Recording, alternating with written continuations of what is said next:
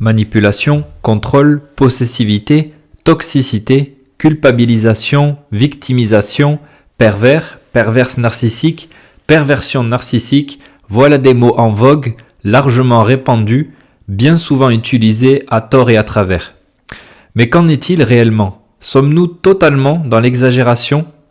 L'objectif de ce qui va suivre est d'analyser un type de fonctionnement, des schémas comportementaux et spirituels observables, non pas de cibler ou de catégoriser certaines personnes de manière figée, mais afin de mieux comprendre, se situer, se protéger et, lorsque cela est encore possible, favoriser la réforme bi'idhnillah.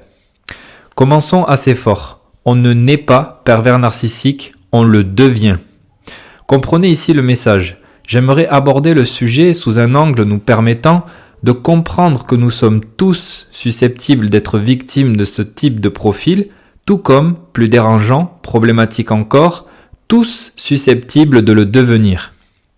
Voici quelques éléments pouvant favoriser la construction d'une personnalité narcissique perverse.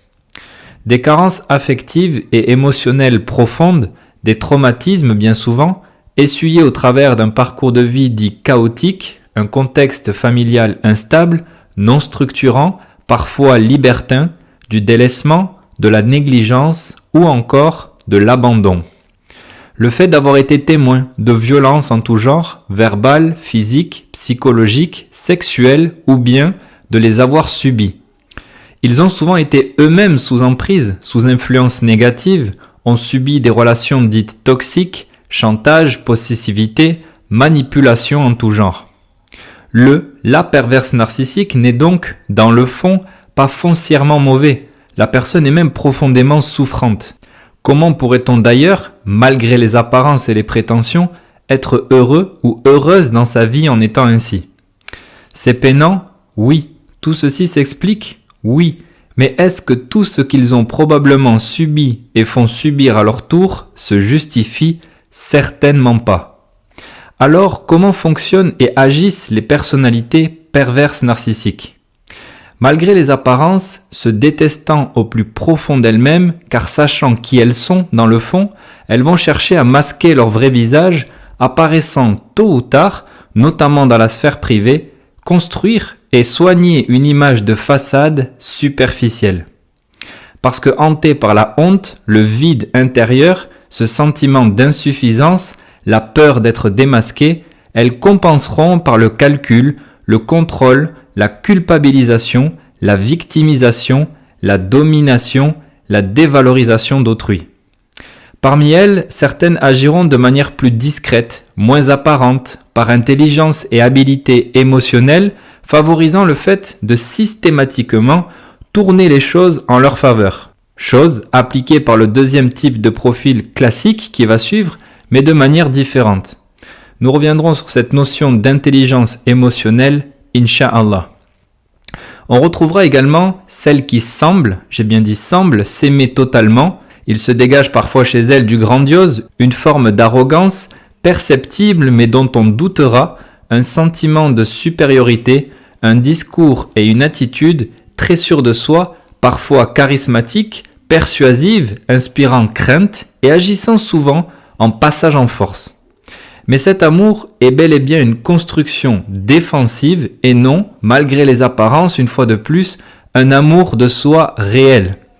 Ces deux profils se rejoignent quant à ce besoin absolu, vital dira-t-on, de protéger l'image d'elle-même, d'où ce jeu sournois, permanent, cette vigilance constante, cette mise en scène de soi. Il va donc leur falloir exceller dans les interactions sociales et s'investir dans des causes utiles à l'entretien de cette image cultivée. Ceci par le biais familial, social, associatif, professionnel ou encore de la sphère religieuse. Elles occupent ainsi fréquemment des positions d'autorité ou de pouvoir asseyant un rapport de force, un responsable ou directeur dans le monde professionnel ou par établissement d'une autorité, un statut religieux, responsable, cadre associatif, imam, époux, parent, etc. Ils se servent ainsi bien souvent d'une intelligence émotionnelle et ou intellectuelle accordée par Allah, mais utilisée, vous l'aurez compris, à mauvais escient, pour contrôler, encore une fois, manipuler, faire culpabiliser, garder sur leur joug, sous leur emprise. Cette manipulation s'exerce tantôt par l'attendrissement émotionnel de leurs victimes, particulièrement quand des signaux pousseront ces dernières à leur reprocher certains comportements, la victimisation, mettant ainsi en avant leurs souffrances passées, légitimant de cette manière leurs actes parce qu'ils souffrent justement, tantôt par asservissement, souvent ces personnalités physiques assez charismatiques, comme nous le disions, jouant excessivement sur la crainte qu'ils peuvent dégager, inspirer, en posant un cadre inflexible, autoritaire, imposé de force, souvent par l'argument religieux instrumentalisé ou bon gré mal gré. Ils manifesteront une générosité, parfois hors pair, prétendument désintéressée, parfois sincère au départ, mais dont ils se serviront tôt ou tard pour vous rappeler, je cite, tout ce qu'ils ont fait pour vous, accentuant ainsi le sentiment de culpabilisation, de redevance de leur victime. Aussi, lorsque la victime commettra une ou des erreurs, car oui, tout le monde commet des erreurs, le persécuteur ou la persécutrice fera mine de pardonner, mais en empêchant toute possibilité de réparation ou de rattrapage, maintenant ainsi la victime prisonnière de sa faute et en entretenant durablement ses sentiments, encore une fois, de culpabilité, redevabilité. Le ou la perverse narcissique a cette habitude très courante observée de rabaisser, voire humilier physiquement ou par la parole, par des sobriquets ou autres, sa ou ses victimes. Comme a pu le dire le docteur Ait Mouloud, hafidahullah, ils ne cherchent en réalité ainsi qu'un bouc émissaire à leur propre frustration. Cette emprise est particulièrement forte car, comme dit plus haut, ils sont rarement foncièrement mauvais. Et puisque souffrant et entretenant cet espoir de changement, ils enferment leurs victimes, sensibles à leur histoire et à leurs paroles, dans ce sentiment de culpabilisation extrême, les détruisant littéralement à petit feu. Résumons en faisant les liens. Potentiel trauma précoce durant la jeunesse, plus structure familiale déstructurée, bancale, dysfonctionnelle, voire pervertie, non-moralité, libertinage, etc., égale grande mésestime de soi, frustration de ne pas parvenir à devenir celui ou celle qu'il voudrait être, besoin de reconnaissance, susceptibilité, hypersensibilité narcissique. Tous ces éléments, et je cite ici le docteur, favoriseront la recherche d'occasions offrant la possibilité d'exercer une autorité officielle, prétexte à un narcissisme nouveau, salvateur, revendicateur, qui tanguera entre égocentrisme et démagogie politique par laquelle on flatte les masses et exploite leur adhésion. Ils auront donc cette facilité à convaincre, mettre les gens de leur côté, qu'il s'agisse d'une équipe de travail, des fidèles ou encore la belle famille. Les victimes n'obtiendront que rarement ou tardivement le soutien de leur père, ces derniers étant bien souvent trompés. Pire encore, il arrive qu'une coercition familiale s'exerce à l'encontre des personnes qui subissent, donnant ce sentiment naturel de ne plus avoir d'issue, mais bien évidemment erroné, louange à Allah subhanahu wa ta'ala, qui n'abandonne pas sa servante, son serviteur. La propension à la jalousie est un ingrédient qui viendra s'ajouter, bien souvent, in fine, au développement d'un narcissisme assumé, émancipé. Pour certains, cela deviendra nourrissant, une source de gratification, de puissance, notamment face à celles et ceux qui auront tenté de les atteindre en les mettant face à leurs agissements.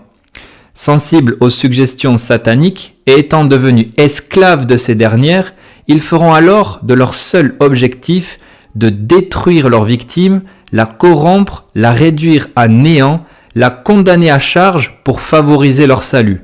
C'est ici, à ce stade, que l'on peut oser évoquer des personnes devenues de vrais soldats du diable, non pas par essence, mais par choix répété. Nous parlons ici des cas les plus problématiques, pour ne pas dire les plus dangereux. D'autres, les cas les plus courants, qui d'ailleurs se dédouaneront quand ils seront interpellés, en disant que pour eux ce n'est pas nourrissant, continueront cet exercice malsain, sans forcément y prendre plaisir donc, mais en se mentant à eux-mêmes, car totalement incapables d'accepter le conseil, les rappels à l'ordre, même structurés et appuyés par des preuves irréfutables, entre guillemets, notamment en thérapie, car absolument incapables de se remettre en question. Abordons ici deux choses intéressantes, bien malheureuses et ô combien importantes à constater et souligner.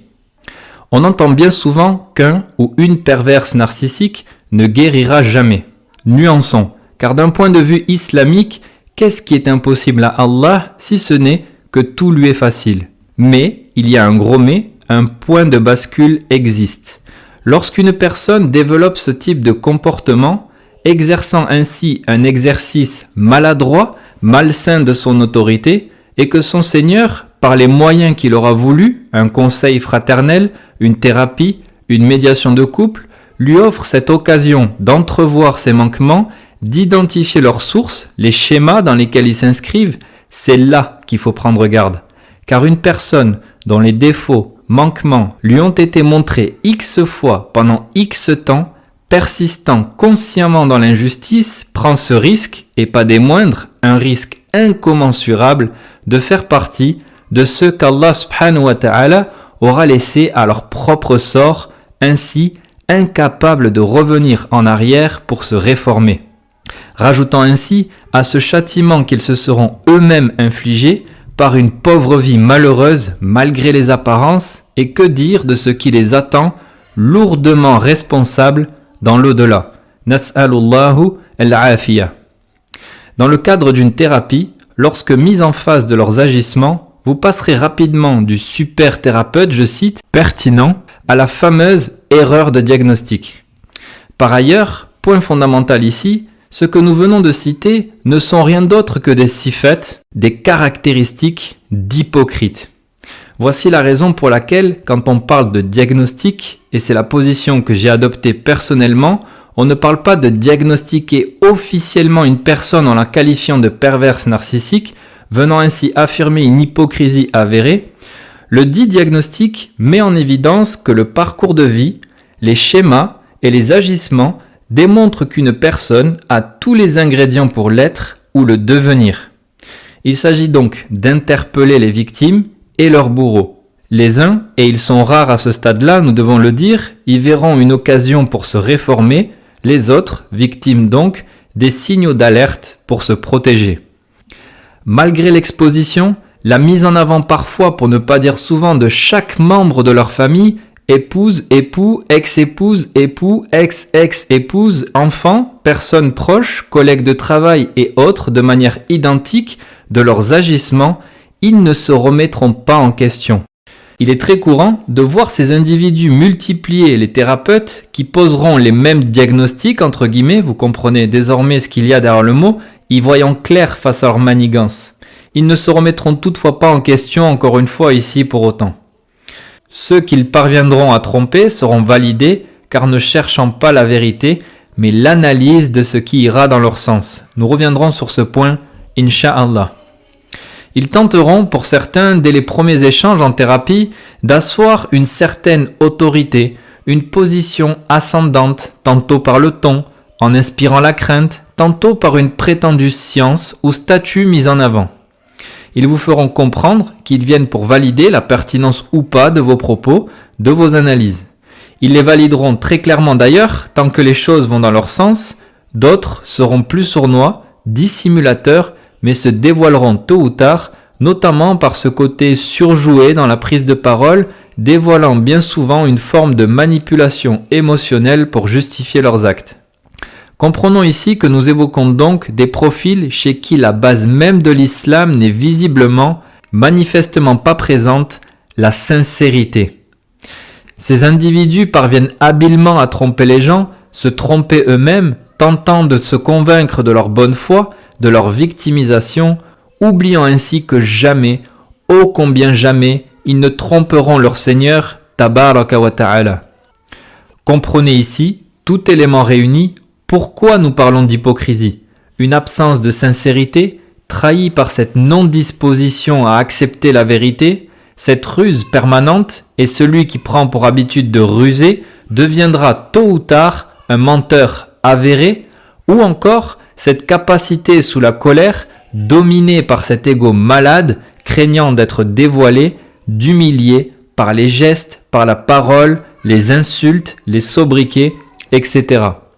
Certains même feindront de reconnaître leurs failles, notamment en thérapie ou médiation de couple, pour préserver leur image, en feignant donc de prendre serment, des engagements qui ne seront pas respectés derrière. Pire encore, ils se serviront de tout ce qui a pu être dit pour mieux enfermer encore là où les victimes et les détruire. Il n'est pas rare que les persécuteurs interdisent, sous couvert religieux, sous couvert d'obéissance par exemple au mari ou aux parents, tout contact avec les personnes susceptibles de leur venir en aide, famille, relations amicales, médiateurs, imams, autorités, services sociaux ou encore professionnels de santé. Ils n'hésiteront pas d'ailleurs à accuser ces mêmes personnes comme étant elles-mêmes manipulatrices ou perverses narcissiques. Cette interdiction n'est bien évidemment pas valable, n'est bien évidemment pas à prendre en compte dès lors que la personne conscientise la situation de vulnérabilité, de danger dans laquelle elle se trouve. Ceux pour qui ce n'est pas encore conscientisé, mais vont finir par le faire, car Allah n'est pas injuste, ceux pour qui ce n'est pas encore nourrissant, mais refusent de voir cette vérité en face, devant les pousser à entamer un travail de réforme spirituelle et thérapeutique sans délai, doivent savoir à quoi ils s'exposent. Que personne ne se sent épargné ou à l'abri. Les compagnons du messager d'Allah sallallahu alayhi wa sallam étaient des hommes véridiques. Que dis-je? Ils étaient les meilleurs des hommes après les prophètes alayhim salam. Le paradis a même été promis pour certains d'entre eux et pourtant, ils étaient convaincus d'être hypocrites lorsque les caractéristiques de ces derniers étaient évoquées. Qu'Allah subhanahu wa ta'ala nous fasse miséricorde. Répondons donc ici par transition à ces questions qui sont régulièrement posées. Que dois-je faire si je me reconnais dans certaines de ces caractéristiques? Rappelons qu'il faut pouvoir différencier les comportements possessifs, manipulateurs, voire narcissiques que tout le monde peut avoir sans pour autant les minimiser et sans pour autant tomber immédiatement dans de la perversion narcissique pure comme nous avons pu en donner la signification ci-dessus.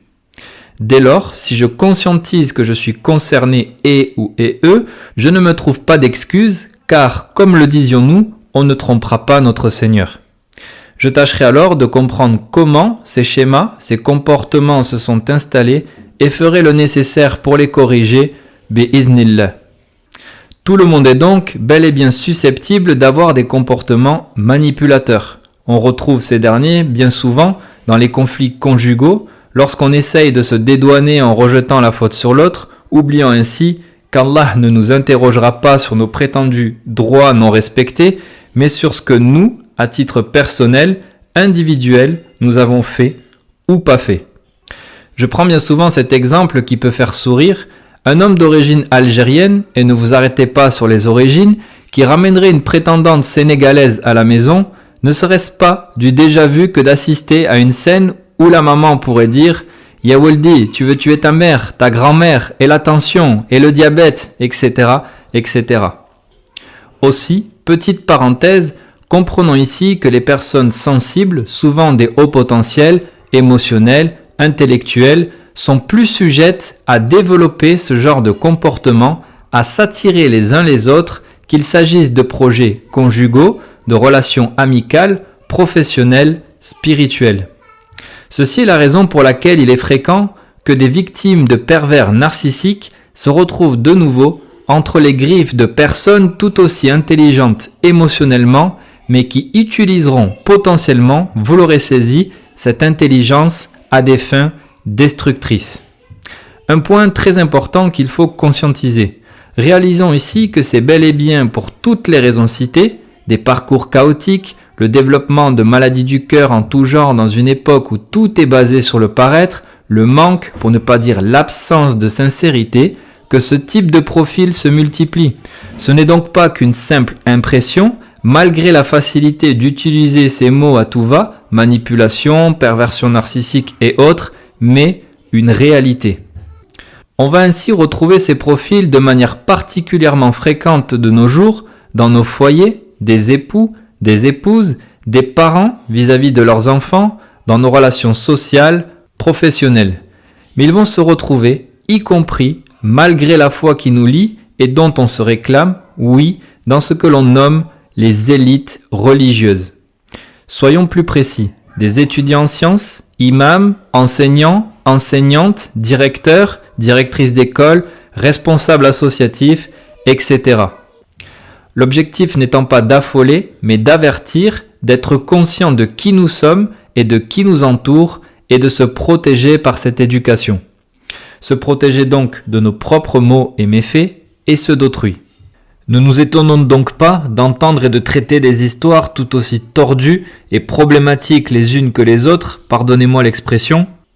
Ne nous étonnons pas de voir des étudiants, personnes de science ou autorités religieuses venir instrumentaliser la religion, bien souvent sous couvert d'orthodoxie religieuse, se réclamant d'une méthodologie, d'un minhaj pur, par lequel ces individus viennent colmater leur jalousie et frustration en tout genre, y compris envers leurs frères et sœurs partageant initialement leurs convictions dogmatiques, doctrinales. Cette approche qu'ils pensent même combattre, qu'ils croient opposée aux dérives qu'ils dénoncent, s'apparente en réalité bien davantage à une méthodologie takfiri qu'à un minhaj sain et équilibré. Vous trouverez ci-joint un lien redirigeant vers une parole de Cheikh Suleiman al-Ruhaili à ce sujet, Hafizahullah. Celui ou celle qui veut véritablement y voir clair se rendra compte le plus aisément du monde que les savants dont il se réclame, bien plus épargnés de ce genre de choses, sont à l'opposé de ce type d'agissement. Les gens des passions, de l'hérésie, peuvent agir de la même sorte, mais ce qui nous intéresse ici, c'est nous, en vue de se réformer de l'intérieur. C'est ainsi qu'à titre individuel, en favorisant une réforme prioritairement personnelle puis communautaire, que la Ummah de Muhammad sallallahu alayhi wa sallam s'élèvera plus fortement et sainement bi'idnillah, et Allah se passe de nous. On viendra reprocher par facilité à ces groupuscules hérétiques ou aux gens du commun une non-acceptation de la vérité, faisant mine de ne pas saisir que le problème de fond réside dans nos agissements, notre manque d'éducation, de tact, de douceur, de sagesse et donc, plus généralement, de science à proprement parler. En effet, la science n'étant absolument pas dissociable du bon comportement. Avertir, mettre en garde contre les hérésies et les hérétiques, oui, mais de quelle manière ? Se cacher derrière le fait que la vérité doit être acceptée, peu importe la manière dont elle nous parvient, relève de quelque chose de réel. N'est-ce pas que les versets et bénéfices de Ayat al-Kursi nous ont été enseignés par le biais du diable, mais cela est un raccourci bien facile, visons l'excellence. Nos pieux prédécesseurs, dont nous apprécions les biographies, les récits, sont passés par une étape essentielle, l'éducation comportementale pendant plusieurs années avant de commencer leur apprentissage à proprement parler. Quant à nous autres, après tous ces parcours de vie chaotiques, ces traumatismes, ces dysfonctionnements familiaux, combien étaient plongés dans la drogue, l'alcool, les femmes, le sexe, la pornographie, le monde de la nuit ou que sais-je encore, l'étape d'après une conversion ou un retour à Allah n'était peut-être pas de partir directement se plonger dans l'apprentissage des sciences à plein temps, ici et là, en France, à Médine, en Égypte ou ailleurs, mais de s'éduquer à notre tour, à minima en parallèle de ces études. Les noms diffèrent aujourd'hui, nous parlerons davantage de thérapie, puisque rares sont les savants contemporains qui pourront accorder du temps en ce sens à leurs étudiants. La finalité, c'est que, aussi instruits que nous soyons, malgré l'accumulation de connaissances, jamais, ô combien jamais, on ne parviendra, malgré les apparences, à atteindre la piété en fermant les yeux sur ces réalités. Je voudrais rappeler que le premier combustible de l'enfer qui a été cité par notre messager, alayhi salatu wassalam, est celui ou celle, dira-t-on, qui a mémorisé la parole d'Allah. Qu'Allah subhanahu wa ta'ala nous vienne en aide. Toutes ces raisons expliquent ce que beaucoup ne parviennent pas à assimiler, à savoir comment des personnes ayant fréquenté les savants et les assises de science depuis si longtemps peuvent développer ce genre de profil. Nous avons en réalité bien souvent affaire à ces fameuses personnes indisposées, incapables de remise en question, qui useront de leur statut pour justifier de leurs mauvais agissements au nom de cette voie dont ils se réclament et dont ils finiront, à contrario, in fine, par salir.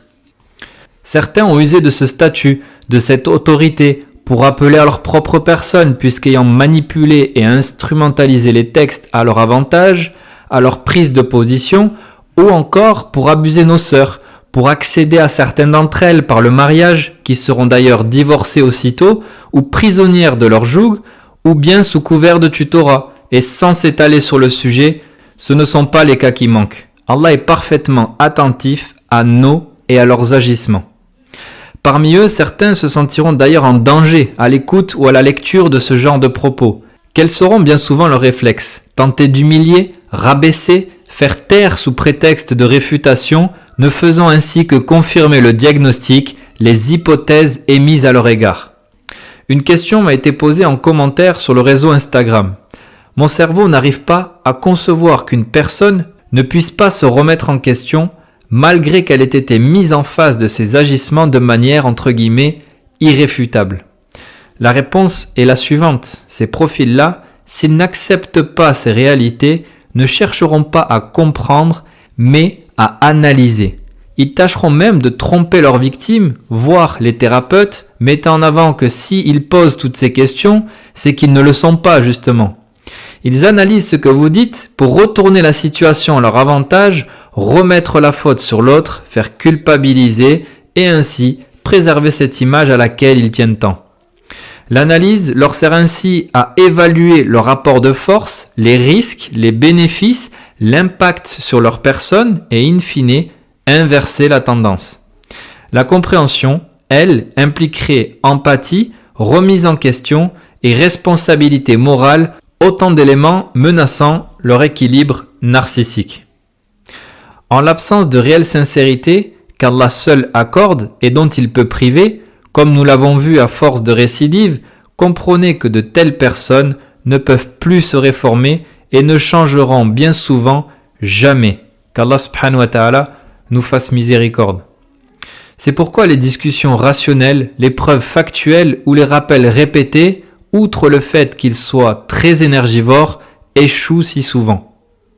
Tout ceci étant dit, même si l'emprise est forte, très forte, là où les victimes ne demeurent pas sans solution, louange à Allah subhanahu wa ta'ala qui a parfait sa religion. Peu importe la question, peu importe la situation, il existe des solutions, il n'y a pas de voie sans issue, Allah est juste et sage.